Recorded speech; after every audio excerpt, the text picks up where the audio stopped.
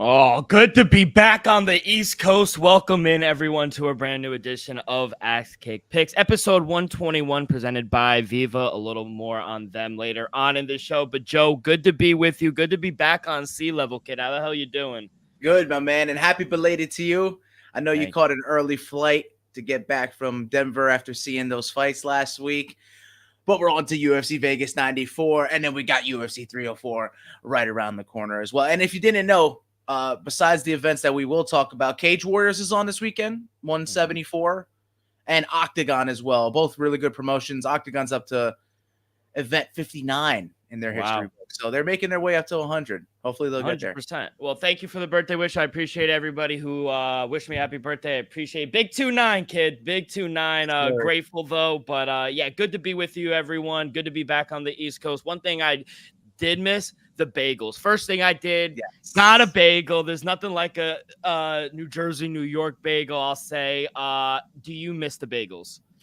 Yeah, I had actually found a little deli spot this morning and hit it up, and it was actually surprisingly good, but it's just something different. You don't get the same water. That's what it is. That's what it is. It's the water. It's something in the water. I'm telling you. Oh my God, it's amazing. But yeah, we got a great show, like Joe said, for everyone. We got some news off the top, a little in the UFC, a little in boxing as well. UFC continues its train. We are back at the Apex UFC Vegas 94. Main event, a lot of title eliminatory at 115, I think, with Amanda Lemos and Verona Genderoba. We also have the much anticipated fight between Jake Paul, Mike Perry, also Amanda Serrano on the card as well, going down this weekend in Tampa. And like Joe said, we got KSW 96 tomorrow in Lodz, Poland. But Joe, I want to kind of retract a little bit and go back to UFC Denver. Lord Silva, he announced that he fractured both his left and right hand in the first round on his victory against Drew Dober. This man fought through it for nearly almost into the third round. What a fucking savage this guy is. I mean, who wouldn't break their hands against that, the sharp chin line, the granite chin of Drew Dober? The fact that Dober lasted as long as he did, and the fact that Lord Silva fought through the pain, it just speaks volumes to the fight of the night that was, and we called it. So, yeah, I mean, like you said, we got to start getting on the table with calling fight of the nights. And whatever happened to the weight cuts, like missing weights? Is that still available, those props? Yeah, that is. I think it's only on certain books. No free shoutouts, but like they are on certain books. I haven't really done it recently. I think the last two cards right now, everyone has made way for UFC Vegas 94 and last week in Denver. So I don't know, but I know people do it. I was just going to ask, we should get a prop for fight of the night prop, because I think we've been kind of money this last month or two with like kind of calling these. Yeah, absolutely. I mean, I'll highlight what I'm expecting to be fight of the night when we get to that, when we start breaking down UFC Vegas 94. By the way, obviously, I used to have the GOAT John Jones enshrined up behind me. He's up in my room now. But John Jones in the news, he has been charged with 2 misdemeanors relating to an interaction with a drug testing agent who visited his home to collect a sample back in March, if you could remember. If convicted on both charges, it's a $1,500 fine and under a year in jail. I think this is nothing. I think nothing will come of it. And I'm actually agreeing with DC. I like DC. I think he's funny. I think he's amazing in the octagon. But I usually don't agree with everything he says. And you'd be surprised. I know a lot of people think because of the rivalry, they don't like each other. But he actually took his side. Like, you're in the confines of your own home, having a drink or two, and then someone comes in and barges in. Obviously, it's not going to go down so smoothly. Like, what world are we living in? Like, let them, if he wants to have a drink, let him have a drink with his wife and his kids. Like, you're barging in and intruding someone's life. Like, that's insane to me, Joe. Yeah, it's an invasion of privacy at that point. So, yeah, I'd go on the same side as you boys. But, it's just unfortunate, the fact that one of the greatest fighters that we've ever come to know and love, just doesn't surprise me that there is trouble following him. It just seems that everywhere he goes, it just trends that way. So it's unfortunate, but hopefully the right thing comes out of it, and we do see John at the end of the year back in the octagon. I don't think it will do anything. He'll probably pay a fine, and that's it. It's kind of crazy. But we also have news. Another legend, Nathan Diaz, he's suing Fanmio. Obviously, he fought Jorge Masvidal. He's suing Fanmio and promoter Solomon Engel of fraud and breach for his contract. He has not been paid the $9 million for his. Has Jorge been paid? So Ariel Helwani has reached out to Jorge's team and they declined to answer, but it seems like he has been paid from what he knows, from the information that he was gathered. Interesting. He was paid up $1 million to do all these press conferences and everything. Even Ariel Helwani, they asked him to be on the broadcast and whatnot. And he was. And he wasn't. He had reservations that they were actually going to be able to promote him. MMA Junkie, I love them. I think they do a great job, but they put out the purses and they said Nate Diaz was making $500,000, Jorge Masvidal was making $350,000, and that's why I put the emoji with the cap. Nate Diaz in his career, I know this, and I've only been following the sport for 4 years. He's not taking a fight for $500,000. What world are we living in? He's gonna get over 5 to 10 million, and I kind of had reservations. Fanmio's not even a boxing promoter. The last fight they put on was Floyd Mayweather and Logan Paul. So I don't know. Angle, he told Diaz's representatives that he can't pay the Diaz's full purse as the event lost him money. And if he pays Diaz what he has promised, that his wife will divorce him. Fanmio responded saying, quote, Nate Diaz has filed a lawsuit against Fanmio, which claims that fraud and breach of contract were committed by Fanmio, yet neither has taken place. In fact, Diaz already has been paid 7 figures in connection with the fight. I look forward to resolving the dispute through the appropriate process and am confident that justice will prevail. Making scandalous and defamation statements to the media in order to harm my family and has only strengthened to resolve, ensure that the truth will triumph. And that was Solomon Engel. He is the CEO of Fanmio. I mean, just pay the men their money and you wouldn't have this problem.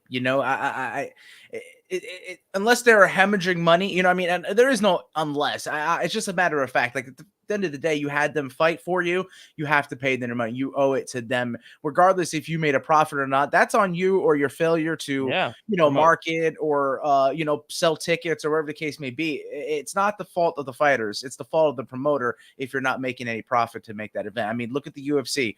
I'm pretty sure they're making a profit. They're able to spend $16 million on just production when they're going to the Sphere. So, let's I'll say this real quick on that note. Everyone wants to talk, and we've even had discussions on this platform where we said, sometimes they are underpaid.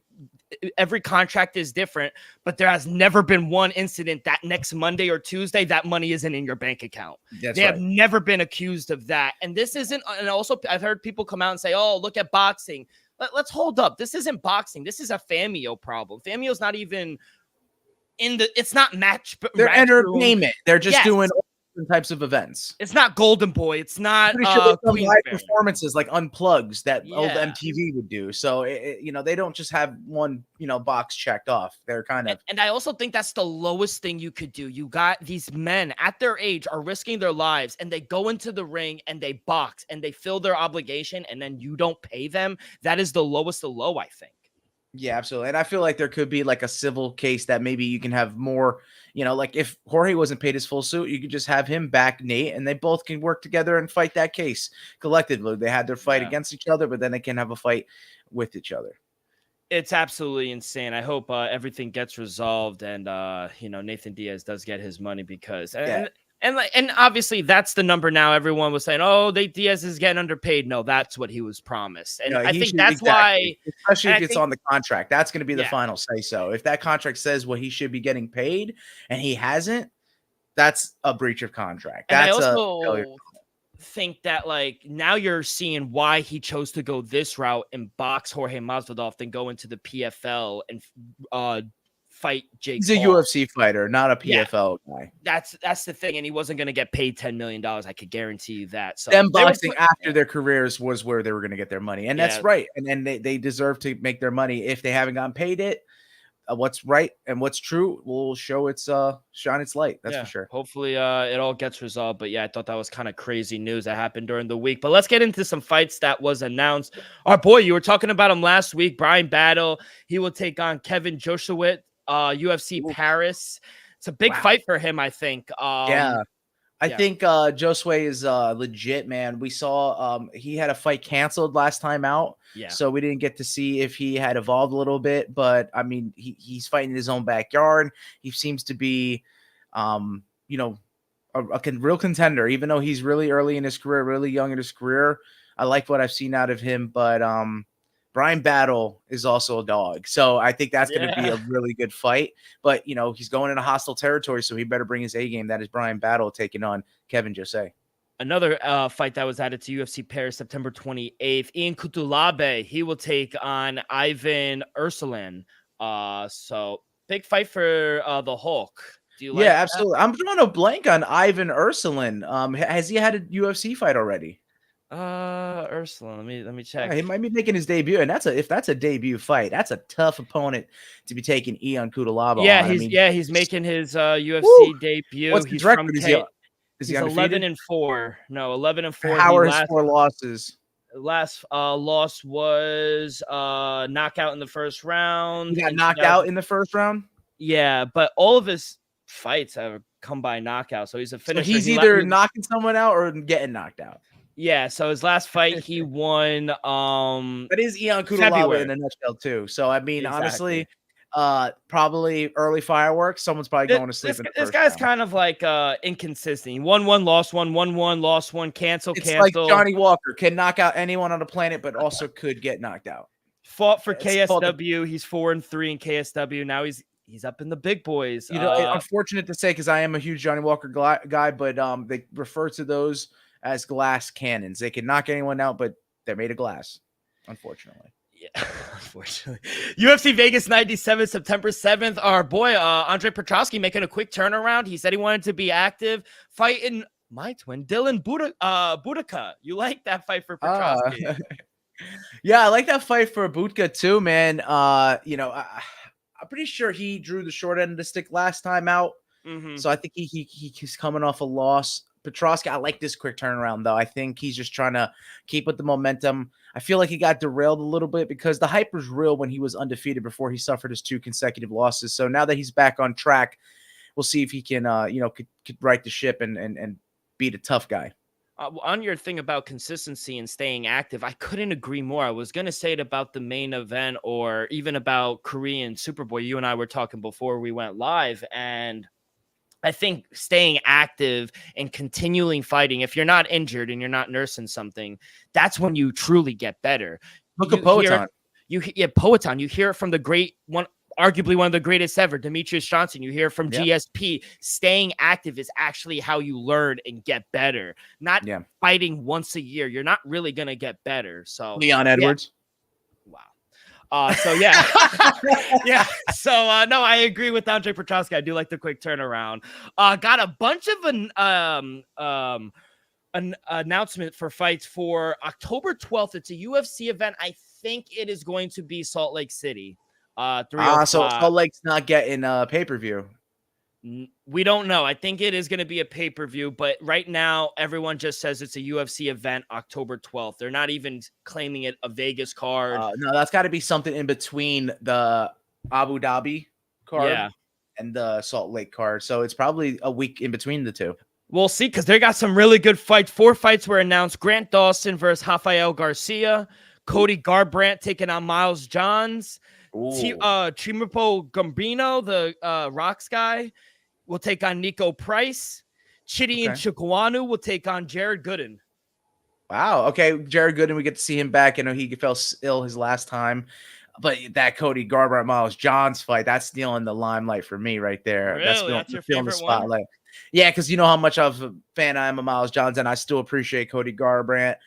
I think that he was looking super quick against Davison Figueiredo. If it stayed standing, I think it would have been more competitive than the fact that when it hit the ground, I think it was just levels there. But yeah, I like that fight a lot. I like all of them, but that one is definitely kind of, stealing the show for me. Ex-champion coming out, Miles John is fireworks. I think that is going to be a barner.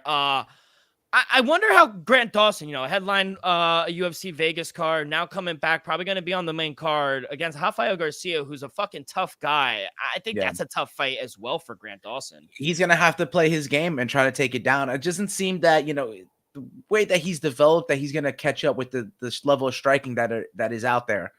So he's gonna have to, as I always say, stick with your bread and butter, what you know best. What's gotten you to the show is sometimes gonna get you to the promised land. And if he can just utilize his wrestling and his jiu-jitsu, I think he'll have a better, chance. But man, it looks like he's got some development issues when it comes to standing on the feet. To get caught like that and get put out, I know it's Bobby Green, but yeah, man, you don't just get put out like that on a combo like that in like 10, 15 seconds. There's got to be some, addressing to do with the striking. 100%. And even the hybrid, Nico Price, I mean, obviously didn't look good against Robbie Lawler. But he looked good against the Great White. Alex, the Great White. He did have a grappling match against Pat Sabatini. He lost. Now coming here, Garimbo, he's kind of surging a little bit. Who do you like in this one? I think Dembo's gonna have to get his emotions out of it. I feel like just what I've heard off the mic, and I know he's fighting for a lot, fighting for his camp, fighting for his family, fighting for his coach. But some tell me that he needs to kind of get the emotions out of it, or else he'll get caught up in him, and it might bite him, So Nico Price is a dangerous fighter. I think Dembo's got to, get emotions out of it and stay focused on this guy, because Nico Price will be coming for your head, and he'll be willing to take it off too. So I think it's a great fight. It's certainly a test for Themba, because I don't think he's gotten to this level of competition just yet. So Nico Price could stay his case by knocking off a contender in Themba Garimbo. But like I said, Themba could kind of, make a case for himself if he gets past Nico Price. And then the Night Train, Jared Gooden, like you mentioned, he was sick in his last fight, got canceled against the guy we just talked about in Josewitz, Kevin. But he did submit Wilmington Turman before that. He has a loss to Carlson Harris. But I think this is a good fight for him against Shidian Njokuanu. Yes, and kind of the same situation. Njokuanu's got power, man. We all knew too well his brother and himself. They have that one-touch knockout power. So Jared Gooden is really good with his wrestling and does have some good BJJ. He's competed a majority of his career down here in South Carolina, ex-MMA. So I think he could do it. But man, Chitty can bang. Literally could live up to his nickname. Chitty could bang.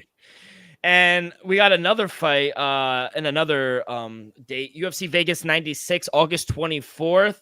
No Kill Hill. Angela Hill's going to take on Baby Shark Tabitha Ricci. A lot Your of people girls, bro. Your girls main event.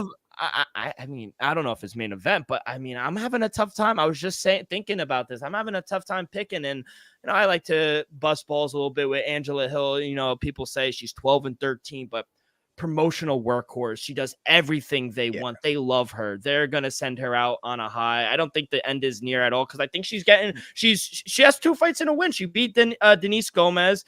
I mean, she's in a renaissance. I really feel like she's actually better than she's ever been at this part of her career. It's weird, like you said, like with heavyweights for the men's side, you could stay up there in age because power is the last thing to go. I feel like since power isn't too much incorporated in the women's aspect, if you're staying in shape and you're mid to late 30s and 40s, I think you could continue to fight at the highest of levels. And that's what we're seeing with Angela Hill. So I'll be honest, like I said, I think we're in a renaissance period of her career, and I think she continues to win, man. I think I'm going to favor her. Wow. Tabitha Ricci right off the rip. I think I'm going to go with her. I know we like Tabitha Ricci, but her performance last time had me worried, especially on the stand-up. And we know Angela Hill, she's got those hands. So, I mean, it's a clash of styles. It certainly is. But I feel like Angela Hill could get it done. I really do. Yeah, no, I agree. And we also have some news. I like him. I know a lot of people don't like him. But Max Payne Griffin, he signed a new 4-fight deal in the UFC. Also says he has fight news coming up, so it should be announced. I know people don't like him. He's 500. He's 8-8. But last 8 fights, he's 5-2. He lost to Neil Magny in decision. I mean, who doesn't? Death, taxes, and Neil Magny decisions are a lock. And then he lost to Michael Morales, unanimous decision. Stud. He's going to be tested against Neil Magny next. So he's coming off a win against Jeremiah Wells. I think he beat Carlos Condit. He has some good wins on his resume. He lost to the Great White, but I like Max Payne Griffin. I think he's good for the UFC, and there's a reason they signed him to a new deal. So I'm happy for the guy. Yeah, he steps on short notice. He's a promotional guy. He brings he's a really good fighter. He's entertaining. He's a killer be killed. I do think he has some decisions under his belt, but I mean, he goes for it. And you can't knock a guy if he's like, hey, you know what? I'm always staying in shape. If you need a guy to step in, you just give me a call, because I'm pretty sure he's made that case known. And that's why if you do stuff for the company, they'll return the favor like this, a 4-fight contract extension. 100%. And there's some interesting fights in that welterweight division. So I'm really interested to see what they'll do. Yes, sir. By the way, I think we mentioned it last pod. The rematch between Marcin Tybura and Sergey Spivak, it's now confirmed they will headline UFC Vegas 95 in the Apex August 10th. Tybura.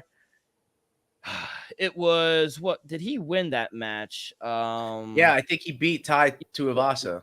No. His last win, he rear naked choke. But the rematch I was talking about, he did win back in 2020. He did beat Sergey Spivak, unanimous decision, UFC ESPN 27. So a long time ago. But after that, he beat our guy Ben Rothwell, Greg Hardy, scumbag, Walt Harris. He lost to Alexander Volkov, who, like you said, making a kind of shout out the big ticket, and then Volkov's good. Romanov, he won, and he lost to Tom Aspinall. That's Tom Aspinall and Alexander Volkov, 2 top 5 guys, are the 2 last guys Marcin Tybura has lost. I like him here, kid. Yeah, definitely. Yeah, he's only lost to the who's who of the division since moving up, because he kind of made a home for himself at light heavyweight, if I'm not mistaken. I'm pretty sure he competed there for a good while. But now at heavyweight, I mean, he's doing great. He doesn't have to worry. He's got a speed advantage. He doesn't worry about. He's always had a good chin. I like Tybura at heavyweight a lot. 100%. So I do favor him in the rematch as well. I'm glad they're getting the main event spot as well. Jasmine Jasudavicius, she mentioned on the MMA Hour on Monday or Wednesday, one of the days, because they asked her, when do you want to turn it around? You really didn't take that much damage. She said she wanted to fight one more time. And she mentioned maybe a UFC event in Edmonton in November, Rogers Place, where the Oilers play. Our friend of the show, Aaron Bronstetter, he was told by multiple sources, he's well connected in the Great White North, that the target date is November 2nd, but it hasn't been finalized yet. November 2nd, though, in Edmonton at the Rogers Place. I'm telling you, the Canadians, our friends up north, they're fucking loud. Yeah, and it's going to be cold up there. So if we get a lot of Canadians on the card, I think they're going to be favored in most spots. So I like that. I would love to see an event out in Edmonton, because I think they've been dominating the East Coast, Montreal, Toronto.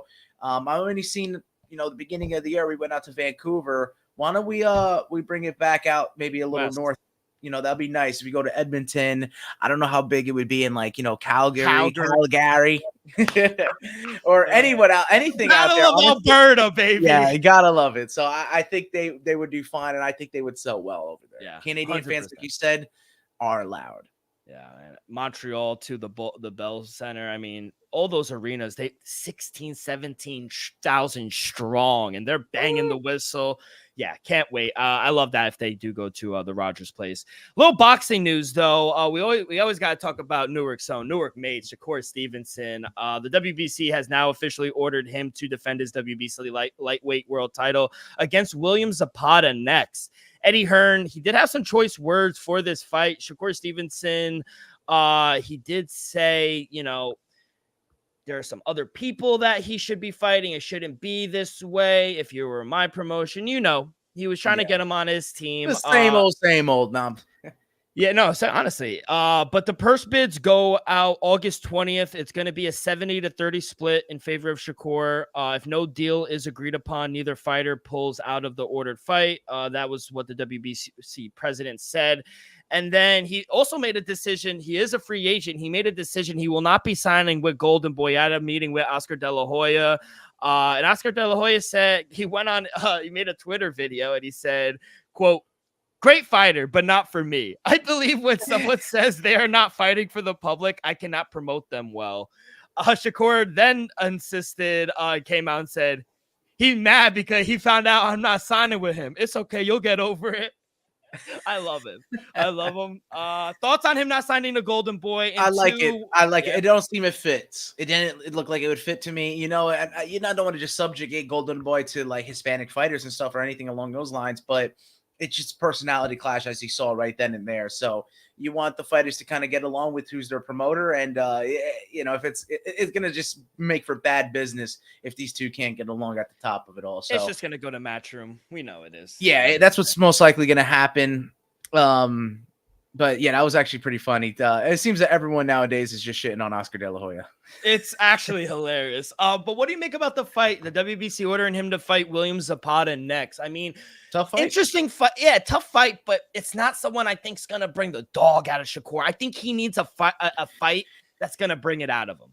Yeah, definitely. But it's going to take a while. It just seems, as we talked about in previous episodes, it seems like, you know, for him being a free agent, moving over to Matchroom, I think they're going to cater him a little bit, try to get that knockout percentage up a little bit for him so that when it comes to fighting a big name, you can have more to sell on. So I feel like there's a lot involved into the calculation here.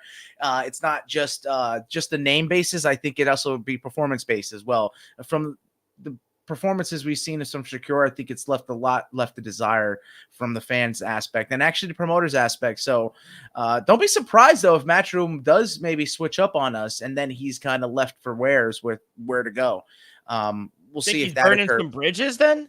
I wouldn't necessarily say that, but Matchroom can kind of, you know, hold their cards close to their chest and then decide to fold and not go with it. And then who's going to make the move then and there? I think a lot of people may be hesitant on doing so. So don't hold your breath. Don't hold your breath if I was Shakur Stevenson. I would just try to, you know, have some backup plans if I were him. Our boy, Naoya Inoue, he will defend his undisputed WBA, WBC, IBF, and WBO super bantamweight. Yep, the lineal super bantamweight titles against TJ Donley Tuesday. It's always during the week. Tuesday, September 3rd in Tokyo. I like it. You like this fight? Yeah, I like it. I mean, I don't know. You're right. I don't know why in Japan they're fighting during the week, but I mean, why not? You come off a, you know, business day, you get home and you're like, oh wait, that's right. I could go to the event. I can go down to the, you know, the arena and watch a fight on a Tuesday night, you know? So yeah. I think it's cool. I think it's very niche. You know, if you're very into it, you know, the whole nation should be watching him because, you know, that's going to be one thing. All Japan is going to be backing him. But I'm pretty sure if you have nothing going on a Tuesday night and you could get that, you would tune in. So I can understand why. Just it won't be up against anyone. You can have everyone focus on Inoue and the growth of his superstardom. I mean, it's a little different, but it so far hasn't been outside the realm of possibility. I mean, TJ going into enemy territory, the Irishman, 26-4. He's on a 3-fight win streak, all by knockouts. Last one in the 4th round. Then the other one was first round, 4th round. It's a tough fight. Going to enemy territory against a pound for pound, one of the best in the world right now. I know he's 26-4, but I mean, in a way, it's different. 4 is big. You know, it is in boxing, man. Anytime you get even a single loss, it's big. So the fact that he has those losses on his record, all I would say is, you know, would be a win, a feather in his cap, is if he can make it to the judges' scorecards. Definitely go in there, cover up that liver, cover up that body, make sure Inoue doesn't get in on you, because once he starts getting in close, he's going to cut the ring off and make it hurt. So I would definitely just avoid that. Play it close to the chest and do your best out there, because you're going to need it. Have a long night ahead of you. Oh man, your boy, unfortunately, Jermell Charlo has now been stripped of his Ring Magazine Super Welterweight belt due to inactivity. His last fight at Super Welterweight was in May of 2022, when he most recently obviously fought Canelo Alvarez at Super Middleweight. Unfortunate times for Jermell Charlo. I mean, obviously he has that fight, then he had a canceled buyout outside of that. He doesn't really fight. We were talking about it earlier in the episode. One fight a year. You can't do that. If you're a champion, you have to stay active and defend the belts. Yeah, and it's just difficult. We saw it. You know, he has that loss. I thought that he should have dropped out at a pound for pound. Some of them still had him in there. The fact that he competed, I guess, said something to them. But, you know, we had to see his brother, too. We haven't seen that. We would have had both the Charlo brothers fight Canelo Alvarez. We have yet to see, you know, I'm the brother who stepped up. You know, remember that? I would just see him to do that. But it's just it's unfortunate. You know, we had the bad news what happened to the Charlos before with the whole litigation. Then he loses the fight. He's now stripped, and now Jamal doesn't want to get the fight back against Canelo. So I mean, it's just a very confusing situation and unfortunate for the Charlo brothers. And then before we get to our picks, a little WWE news. The current plan for SummerSlam next month in Cleveland is for Seth Rollins, because it's been reported that they want to have a special referee. The plan is right now for Seth Rollins to be the special guest referee for CM Punk and Drew McIntyre. I mean, if that is the case, that is going to be insane. Who is he going to screw over? It could be anyone. I mean, honestly, at this point, right? It could be any of them. It's all bad blood just circling in, making for. I mean, it great entertainment. Yeah, great entertainment. It can go for anything. Triple threat. It could be a fatal 4-way. You know what I'm saying? How about a Hell in a Cell? Who knows? It can go anywhere. Hell in a Cell is amazing. Did you see Hulk Hogan at the RNC? No, I didn't. No. Joe, I mean, one of the best. Let me tell you something, brother. One of the best quotes of all time. Damn, I had it yesterday. Hulk Hogan? Yeah, it was mentioned in someone mentioned me in it. Oh no, don't tell me I lost it now, but it doesn't matter. Anyway, he was just he was bugging, and he ripped his shirt off and he goes, "Let me tell you something, brother. What are you gonna do when Trump wins the election and the Trumpomanias are running wild on you, brother?" I was in tears, and everyone was saying who was watching it was there. They was like, "Yo, he make me want to run through a fucking wall right now." Yeah, bro. Brother, so, I am a real American. That's the best song. That's the theme of the day. Real American, baby. Where's my flag? It's Let's go there, but shout out Tony Kornheiser right here, baby. Let's fucking go. Okay. But before we get to these picks, a quick break in the action from our sponsor at Viva Tequila Seltzer. They're a real American brand. The most refreshing hard seltzer on the market, hands down. Is no wonder why Viva was voted #1 hard seltzer in the San Francisco World Spirit Competition. Light, only 88 calories, 0 carbs, 0 sugar, and a 4.5 ABV. Viva is the perfect drink for your post-game celebration. After watching the RNC and Hulk Hogan, I mean, you got to slam one down after that. I mean, the flavor, the spice, everything, just the life, everything. Viva Tequila. Whether you have a huckleberry, elderberry, it doesn't fucking matter. I mean, I'm fired up right now. Our favorites pair perfectly with our seasonal vodka tequila for that subtle and refreshing drink. Our belief at Viva and everywhere, honestly, is to live long, live well, and live it up. Joe, fired up. Everyone's made weight. We got 12 fights, 6-fight main Amazing card. Very interesting. Everyone's on weight. Prelims at 5 p.m. here on the East Coast. It's good to be back on East Coast time. I'll say that as well. Main card a little earlier, 8 p.m. But Joe, started off with your boy, Muhammad Usman. Yes, sir. And a lot to watch tomorrow throughout the day, and pretty much culminating with UFC Vegas 94. And like you said, Mo Usman, the motor, he starts it off in the heavyweight division as a -145 favorite, taking on Thomas the Train Peterson at +135. And I'm going back to the well by not having official play because I went with Mo Usman and he's burnt me last time out. I don't want to go with it again and get burnt again, nor do I want to play the dog in this spot. So I don't have an official play to start us off. I do think Muhammad Usman is the right side. I do lean him a little bit. I do have him via decision on my verdict predictions. But we go on to the next fight in the women's bantamweight division. Luana Carolina is +105, taking on Lucy Pudilova at -110. And once again, I am not taking a pick'em women's fight, nor am I taking a side there. I did go with Luana Carolina on my verdict predictions via decision because women's fights do tend to go to decision. Lucy Pudilova 500 when it goes to decision.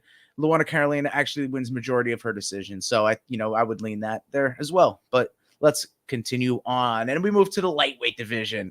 Like Radzhabov, -120. The Tajik Tank is taking on Trey Ogden at +120. I know, Trey last time out, he made you some money, my boy, but I got to fade him in this spot. I think the Tajik tank is exactly that. I fear that he may run through Trey Ogden, though he's a crafty veteran. He hasn't finished anyone by KO or TKO, but he has never been finished by KO TKO. So like I said, a very crafty veteran there.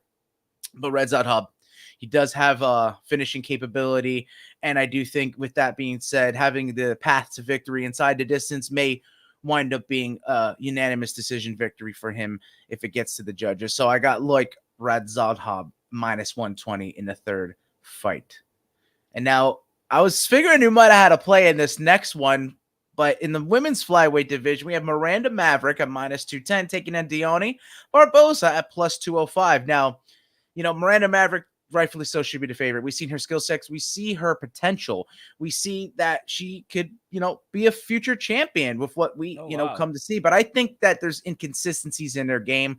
I know she hasn't been finished before, but the fights that she has lost by decision, she's been dominated by those who are good with grappling, good at wrestling, and good with jiu-jitsu. And that's exactly what you get with Barbosa here.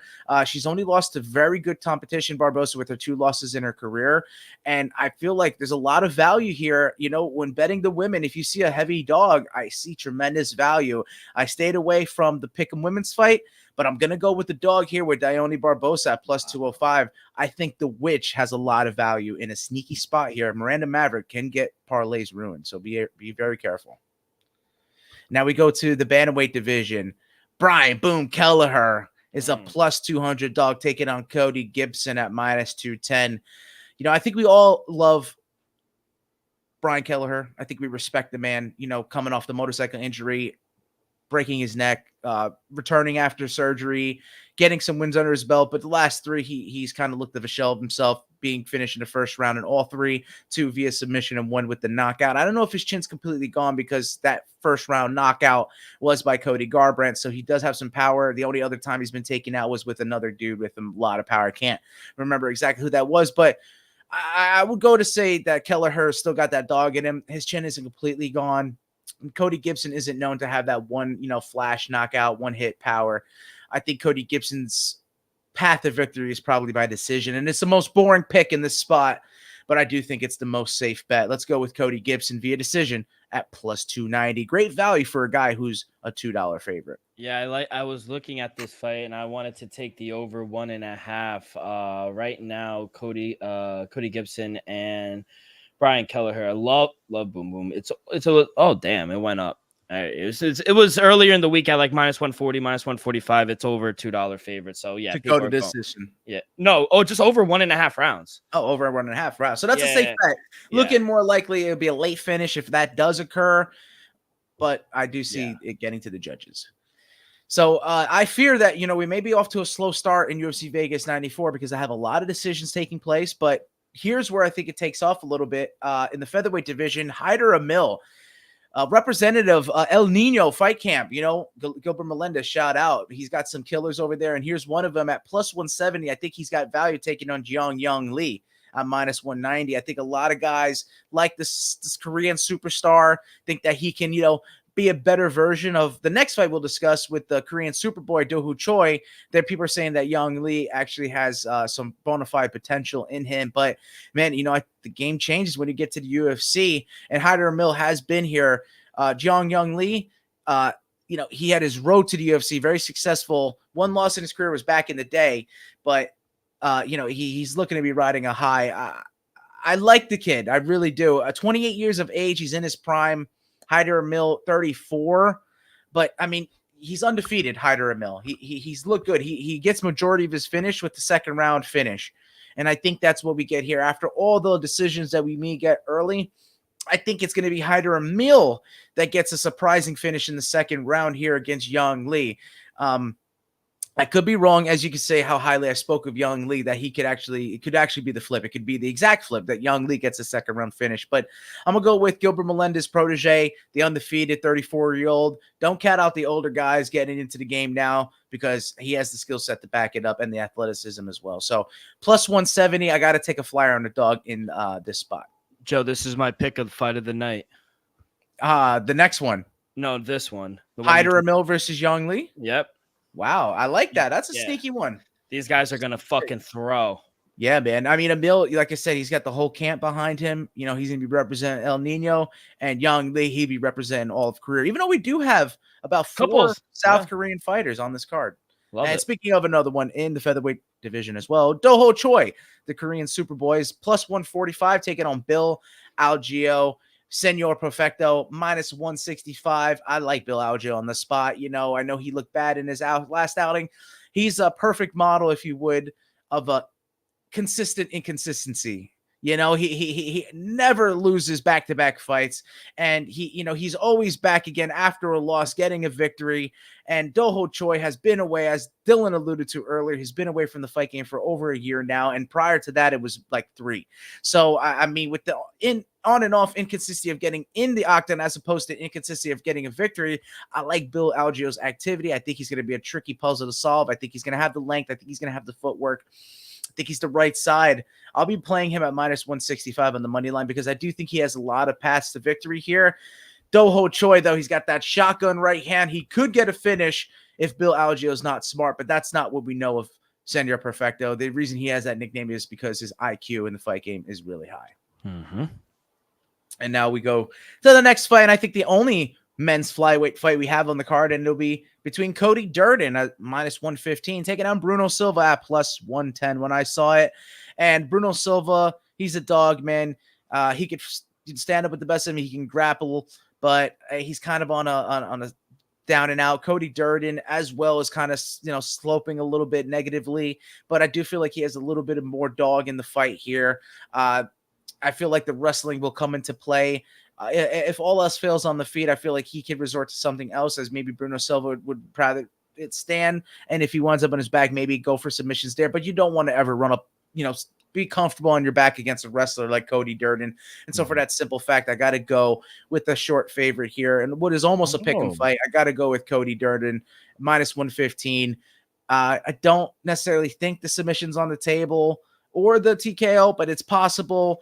I do think this could be a decision fight, but I want to play it safe. I got to go with Cody Durden. I think he's the right side and the safer side, and I think playing him on the money line is a safer bet because anything could happen in the flyweight division where finishes are hard to come by, but are possible. I was looking at this fight and I wanted to make a pick because I do like Cody Durden, but I was actually looking at the Bruno Silva side. I mean, you could get him over on Bet and GM, no free shoutouts, but at even money. And I was thinking there's some value there with Silva in a kind of a coin flip fight that I think where both guys are kind of even. I don't know. I was looking maybe at the Silva side. So both fights that I had kind of leans on, we're leaning the opposite way. So I don't know how to feel about that. Yeah, 34, Bruno Silva, 13-5-2 record. Cody Durden doesn't have all too much better record. Yeah, it's like a coin flip. Yeah, it really is. I agree with the pick'em line. Did it see that more money came in on Silva? Silva is the favorite now. Minus 117 is the highest I see. I see him, okay. And then at some books it's flipped. I see Cody Durden as high as minus 120.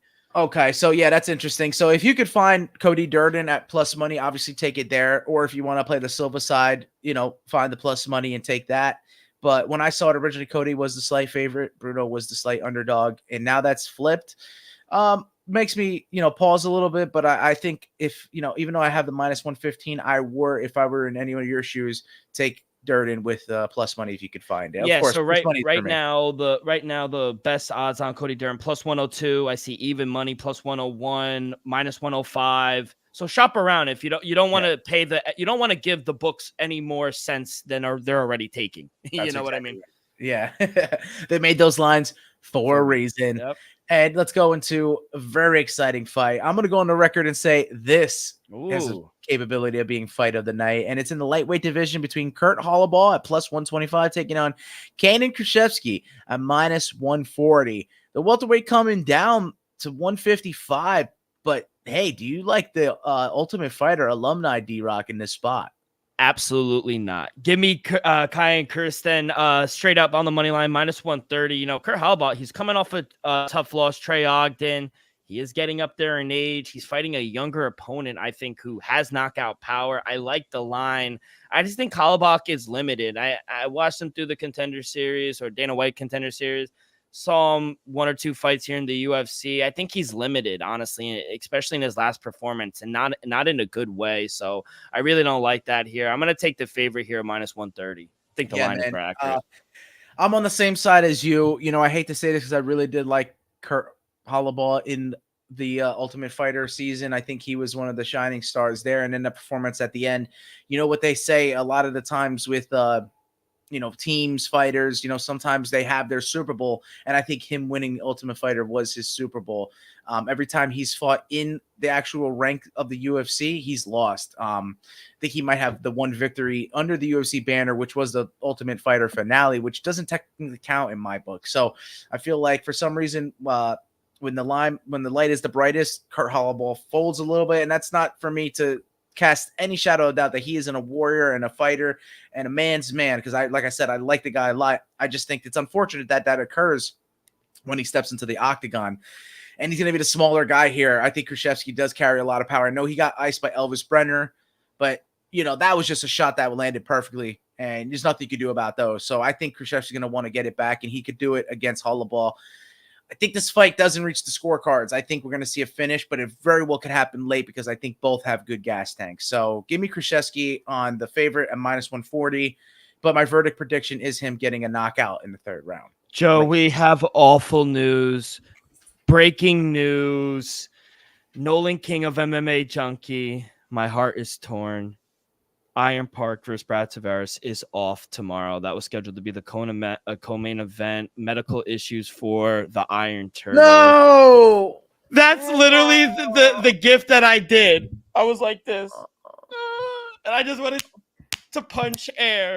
You know how long I've been waiting for the Iron Turtle to come back, and he was going to take it to Brad Tavares. And I faded him last time, and I won, and I know you were bummed out about that, but I was going with him this time. I was like, I can't fade him 2 times in a row. Oh, this was a great bounce back for them. Yeah, and Brad Tavares is a great matchup for him. And, man, I think they'll rerun this back at a future date. He was going to be my only South Korean that I was going to take because in the featured bout, which is now looking to be the co-main event of UFC Vegas 94, I was going with Steve Garcia, who's a minus 130 favorite, taking on Sting.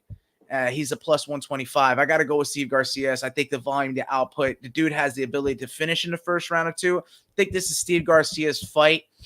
I wonder if Sting can put up any kind of level of competition. What do you think? I'm sorry. I'm just gathering myself. I'm so torn that I went with Steve Garcia. I think he's actually legit. And you said you got him at minus 130. Good number on him. He's up to minus 150 right now. That's what I got him at. I'm taking the KO TKO as well at plus 125. Nice. Getting this prop at plus money, I think, is great value. His opponent has been dropped 4 or 5 times in his last few fights. The double knockdown with our boy Mike Trizano. Remember that? And he's kind of reckless. Garcia, although he does seem to get dropped sometimes early on, he tends to come back, and he has insane power. So I do like Steve Garcia. I think this is a great matchup for him. I'm going to take him straight up, and I'm also going to take him to win via KO TKO at plus 125, man. I'm just fucked. Oh, I know. I'm burnt after that. And I like that you did the little prop bet along with the money line for Steve Garcia, because that's actually what I did for this main event. In the strawweight division, Amanda Lemos is plus 130 as a dog, taking a Verna Jandiroba at minus 130. I'll give my play first. D-Rock, you end it, and then we'll transition from there. Man, you know how much I spoke highly of Jandiroba. I mean, her jiu-jitsu player, she's second to none, I'll be honest with you. The way she could take someone's back and stay there. It's kind of like Aljo. If he backpacks somebody, there's no really getting off. Verna Jandiroba is favorited. It's surprising to me because she hasn't been in this spot before, but she's only lost to really premier competition. But look at her opponent. Look at Lemos. The same applies. She's only lost to, Weili Zhang. I think who else did she lose to? Like, was it like a Mackenzie Dern split decision or something like that? You know what I mean? It's like I really feel like she's only lost to really good fighters as well. So this could be a toss-up in that regard. So I think it's a kind of a clash of styles. Jandiroba obviously leaning grappling heavy, and Lemos going to be leaning striking heavy. These rounds, they start standing. And I just feel like Verna Jandiroba hasn't really been quite touched, hasn't been hit, hasn't been really beat up. I think Lemos is that type of fighter to go in there and beat you up. And it could come surprise all of us. I feel like this is going to be a slow paced card, especially the one we had prior in Denver, and then we're going to be in Manchester in the week after this. I feel like this is one of those buffer cards. Even though I like the competition and I like the fights we're getting on here, I think it'll be a little slow paced card with a lot of decisions. I think we get a quick main event. I think Lemos can get a knockout finish here. I'm going to not only take her as a dog on the money line, I'm going to take her via KO TKO at plus 220 because I think she could chin Virna Jandiroba somehow, somewhere early. Jandiroba gets caught. So we'll see if that happens. What do you have for the main event? Yeah, I'm sorry. Like, my energy's gone. Title eliminator at 115. Great main event. I love the matchups. Really no one in the division that they should be fighting besides these two women. I love the matchup there. Money has come in on Amanda Lemos, and I think for good reason. I think Amanda Lemos is live here. I took her on the money line plus 110. I think a lot of people think Jandiroba is going to wrestle and grapple her way to a submission. But let's not forget, Amanda Lemos is a black belt in BJJ as well. I think the main difference here in this fight for me is the power, the striking, the 5-round main experience. Andrade that choked her out standing. That's the loss. And then the Weili Zhang loss for Lemos. That's all she's lost to. But she's also submitted fighters. So that's my thing. So she's a black belt. It doesn't really matter. The main difference is the striking, the 5-round experience for Lemos. I think she's live. And the underpriced dog, I mean, that's ridiculous in my opinion. I think she should be the favorite. I also took the over 2.5 rounds at minus 150. A little chalky, but I honestly, you think she's gonna knock her out? Even if Jandiroba wants to grapple, and I think Amanda Lemos will have enough to hold off the submissions, I honestly think it could go deep into third, fourth. I think it could go to the judge scored. I saw Amanda Lemos via decision at plus 5,000. You were saying it earlier. You think women's fights tend to go the distance. I tend to agree. And I think at the value at plus that's 5,000, I think you have to work the little sprinkle. Yeah. So that's how I would play the fight. Yeah, I like that. I like that side. We're kind of both on the same side, but we're seeing it get it done in different manners. And I appreciate you. You know, that'll do it for UFC Vegas 94. My only two props were the Gibson via decision and the Amanda Lemos via KO. You had Lemos via decision. And did you have another prop thrown in there at all? Because I don't remember hearing it. Yeah, Steve Garcia via KO TKO. Oh, yeah. Okay. All right, sweet. So, yeah, I like it. Both got a couple of props for us. I even though we lost out on seeing the Iron Turtle, I'm sure he'll be back in the future. I was also going to take him via decision at plus 160. That fight was going 3 rounds. Is a hard out. It's hard to finish him. So they have to reschedule it, right? My verdict prediction was Jung Young Park, the Iron Turtle via decision. But I was taking him on the money line because he does surprise some people and get a finish. So we got to see him soon. Maybe next month sometime. Hopefully it'd be sooner than later. I took him on the money line, minus 160, and I also took him via decision at plus 160. So I like that. Yeah, they have to reschedule it. I think it was a good bounce back spot for the Iron Turtle, but it's a good matchup for both of them. I don't think they should get different opponents. Like we said, let's just get this fight at a different date. And so now instead of 12 fights, there's 11 fights. A little quicker though. Yeah, that's all right. And it makes for a better time. So that'll do it for UFC Vegas 94. And after a quick little UFC Vegas 94, like you said, with now only 11 fights, we could tune right into Jake Paul taking on Mike Perry. And so I know there's a lot of boxing, but this is what's really going to steal the headline for the weekend. Jake Paul, minus 300, taking on Platinum Mike Perry, plus 275. Man, I know you mentioned we have Amanda Serrano in a co-main event slot. If you didn't know, I know you might have asked me something before the way out. Remember, you're talking about Nakatani, Juntaro Nakatani? Yeah. He's got a fight today, actually, against Astrolobai. Oh, wow. So nice. He's got a fight going on. Like I said, a busy weekend we got going on here. But looking at the Jake Paul fight taking on Mike Perry, he was supposed to be on Netflix. He was supposed to be up against Iron Mike Tyson. I like this a lot more. I'm so glad that we're not seeing Iron Mike Tyson at 60-plus years old take on a 20-something-year-old in the prime of his life. It's just not fair, nor is it right. And to have Mike Perry step in on this, I think he's getting a payday he deserves. And it's going to make for a lot better fight for the fans. So I think this event will actually sell a lot better. Maybe that's why they incorporated the first fight in Netflix, because maybe, it wouldn't have to incorporate. You just have to be a Netflix subscriber and not have to really purchase the pay-per-view.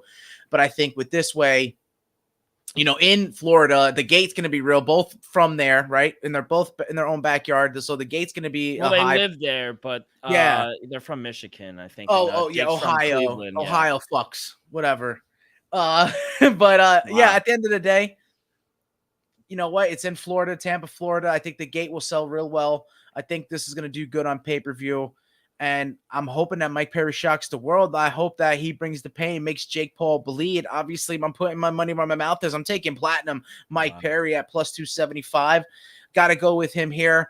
Once again, putting MMA on the back, putting bare knuckle on the back. Conor McGregor comes on, says that he's not just an owner, he's a player manager in bare knuckle boxing. So, man, who's to say that we can't see him taking on Mike Perry or other fighters in a boxing ring or a bare knuckle box or anything of that matter. But to get the name of bare knuckle boxing out there even more so, you beat up on an influencer like Jake Paul, the influencer for boxing in Jake Paul. Mike Perry can shock the world, or the casual world, if you would, because I think a lot of us hardcore guys are going to be taking Mike Perry kind of do or die, because we're going to either see him win in victory like we're riding with Ngannou and everyone that was representing MMA prior, or we're going to go, it's that old case of you're either going to see yourself, you're either die a hero or see yourself living long enough to become the villain. And I'm not living long enough to be the villain. I'm going to die with Mike Perry. So give me plus 275 with platinum Mike Perry. I think before I give my pick, I want to give him his flowers, because a lot of people wrote him off for dead. 1-4 in the UFC, last loss to Daniel D-Rod, but he made himself and be bare knuckle boxing, and he's 33 years old, and I think he's going to be the toughest fight for Jake Paul. I really think so. He has an amazing chin. He beat Luke Rockhold. He beat Michael Venom Page as well. I think his striking style can find success, and I think he's going to be able to land. I think he's going to set a pace on Jake Paul that Jake Paul hasn't seen, and I won't say he's not ready for it, but he just has never seen. So, but this is a boxing match, Joe. And I do think Jake Paul has better technique, I will say. I do think he's the bigger fighter, obviously. I think watching Mike Perry's few BKFC fights, he tends to hold his hands a little lower than normal. He depends on his granite chin that he has. I mean, he can't be knocked out. He's only been knocked out twice in his professional career. It happened in his first boxing match in 2015, and then Jeff Neal stopped him in the UFC in 2019. So, I don't know. Being that it's a boxing match, I just think, he's not going to be able to cut the corners. He has more ring experience, Jake Paul, that is, than Mike Perry. I don't know. I think Jake Paul's going to win. I don't know if he stops him. That's why I'm going to take Jake Paul via decision at plus 250. That's the value you can get out of it, bro. Yeah. Because, I don't think Mike Perry's going to sleep, bro. No, if he'll die in there. Yeah, if he gets knocked out, dude, I don't know what to make of it. I mean, the power could be legit from Jake Paul, and he hits well with those. That's what I'm saying. Like, he's physically stronger. He's definitely be bigger. I think that's yes. what Mike Perry's faced up against in bare knuckle is that who is it? The redneck Dave Mundell is bigger. He's a light heavyweight champ, and they want that super fight to happen. But I think you don't know where to see the hesitancy. Is it coming from Dave Mundell not wanting to lose to Mike Perry, a smaller guy, or is it Mike Perry not wanting to fight a bigger guy? I think it's a little bit of both. I'm not going to take away from either one or say, but yeah, I think Perry will be the smaller guy. Jake Paul is a big boy, so I think a lot of people know that. May see it in the weigh-ins, and that's going to happen tonight. They haven't weighed in or faced off yet, have they? Not to my knowledge, no. So they had that ceremonial face-off, which was very entertaining as well. And I think they're about the same height, though. But Mike Perry's just not as, Yeah, I mean, it's without question he's the most he's more physically bigger. I think that's without anybody could see that. And I think he has a shot early on to land on Perry. He does like to rush, and maybe his timing is off. So if he loves that right hand, we all know Jake Paul loves that right hand when it comes in. So, but I do think Mike Perry is tough enough. I do think he'll go the rounds. He'll push Paul with some pressure, and I think he'll wear him down, or eventually Jake Paul will wear him down. I think he's going to win on the scorecards. I think it's going to be a close fight. I'm gonna where the value is. He's a he's a $3 and minus 340 favorite. I'm gonna take Jake Paul to win decision to get the value plus 250. Yeah. And as much as you could take Mike Perry in the money line, because it could go either way, I actually do think that it'd probably go to judges. If you were to win, it'd probably be like a split decision for Mike Perry. We've seen it before. Could definitely happen again. And I don't see him really knocking out Jake Paul. What he does is he inflicts that pain. If this was bare knuckle, Mike Perry would be a minus 5,000 favorite and possibly 100%. Win the fight within 2 rounds because of the pain threshold. He could take the pain. Jake Paul would not be able to take a bare knuckle punch to the face. That's just not going to be happening. No. But the fact that they are gloved, they are taped up and all that, yeah, he'll be able to take a little bit. Both guys will be able to take a lot of punishment and get to the judges' scorecard. So right now, yeah, plus Jake money on Mike Perry is going to be even more plus money if you go to decision. Yeah, so decision for Mike Perry is 11-1. For him to win by knockout or TKO plus 500, for him to win outright plus 333. He's 32. He's the older fighter. He's the shorter fighter. Jake Paul's 6'1". Mike Perry's 5'10". It's a 50-pound weight discrepancy. Jake Paul's 220. Mike Perry's 170. The reach, he has a 5-inch reach advantage, 76 inches for Jake Paul, 71 for Mike Perry. I love Mike Perry. I hope he makes me eat my words. I truly do. Yeah, me too. He needs to hurt him. If he can break his nose early, I think that will make Jake Paul question himself 100%. It would. Because I don't see anything else really getting into, like, there's going to be no cuts that are going to affect Jake Paul.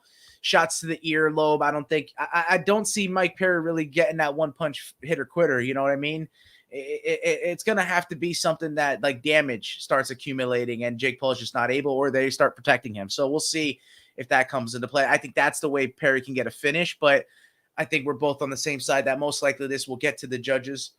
And it's just whose side you're on. I think the value you got for Jake Paul via decision is the best you can get if you're going that way.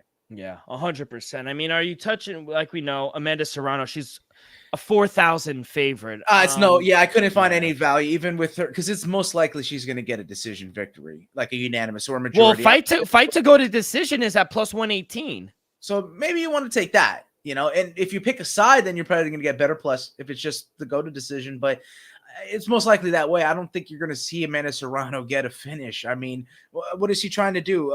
State her case to not fight Sky Nicholson? I mean, come on. I think that's the favorite right now to win by KO, TKO. Amanda Serrano minus 170 for her to win decision is at plus 125. Our great Sky, right? If she's going to go out there and finish her opponent and then deny that fight, then what was the whole point of going out there and knocking out your opponent? Just go to the judges at this point. Go collect the bag and go to the judges' scorecard, and then go back to Puerto Rico and train to not fight for the champion. Like, get your title back. Like let's have this fight. Yeah, it's ridiculous. We're full fed up. I apologize. Yeah. We're fed up. No, you're good. But I'm bored of talking about it too, if I'm being honest. But that's all I got. Like you said, let's get us out of here. KSW 96 tomorrow afternoon in Lodz, Poland. Yeah, I'm gonna be tuned into that. Pavel Pavlak makes his return. He's minus 220 taking on Damian Janikowski. Anyone with the Janikowski last name, they are dogs, and they bring it. Plus 180. Gotta fade him, though. Pavel Pavlak hasn't lost a fight in over 6 years. He looks to be the most dominant KSW champion, besides maybe Jacob Wicklocks. But, yeah, I got to go with Pavlak. Just trying to keep the money train rolling in for 10 seconds left. Play him on the money line, minus 220. Not the most value, but I think the juice worth the squeeze, especially if we're going to continue on a 3-week, roll. I was just going to say, it's been 3 weeks, right? We're going for 4? After our last loss. We're on 2 consecutive, and if we get KSW 96 today or tomorrow, we will be 3 in a row. Let's fucking go. Thank you so much, Joe. That is going to do it for this Friday. Good luck today. Good luck tomorrow. Good luck this whole weekend to you, to everyone, all the listeners out there. That is going to do it for this Friday edition of Axe Kick Picks. On behalf of our sponsor, Viva Tequila, Joey, myself, I am D-Rock. Make sure you guys go follow our social media on Twitter and Instagram at Axe Kick Picks. You guys can find all of our episodes if you missed one, wherever you get your podcasts, Apple Podcasts, Spotify, Stitcher. If you haven't already, subscribe, rate, give us a review, leave in the comments so you'll be betting on this week. All that good stuff really helps the show grow tremendously. So be a friend, tell a friend. Good luck this weekend, and we will see you guys on Monday. Peace.